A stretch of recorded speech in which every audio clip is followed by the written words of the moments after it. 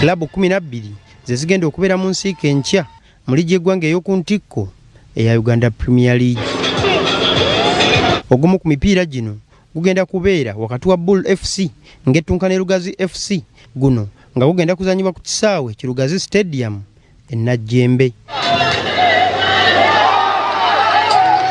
Alex Isaabirye Musongola, omutendesi wa Bull FC, agamba omupiira guno tegugenda kubeera mwangu, wabula abazannyi be abateeseteese bulungi okuvaamu n'obubonero busatu. Tujja kuzana Lugazi tituli waka, ndidde omupiira ogwo muzibu.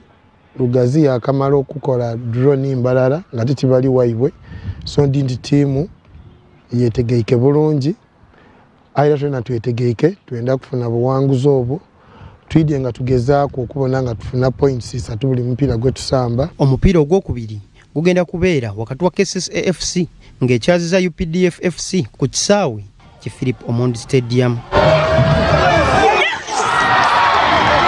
Klabu zombi zikoze okutendekebwa okusembayo olwaleero, era Brian Sennyondo, omutendesi wa KCCA FC, agamba bagenda kukozesa obumanyirivu bwe bayina nga bazanyira mu kisaawe ki Philip Omondi Stadium okuwangula omupiira guno. UPDF tiimu ejja nefiirawo bw'otunula omupiira gwaffe ogwasembayo nabo season ewedde bajja wano ne bakola amaliri, so ndowooza bajja kujja nga bali motivated n'ako akabonero okulaba nti bakajjawo, naye ate naffe tulina enjala y'amaanyi kuba tumaze empiira esatu nga tetuwangula, so twagala enkyokuwangula. Ate emipiira emirala nga bwe gigenda okuzannyibwa, Vipers Sports Club ekulembedde ekimeza kya liigi eno egenda kukyaza Police FC ku kisaawe ki St Mary Stadium ekitende.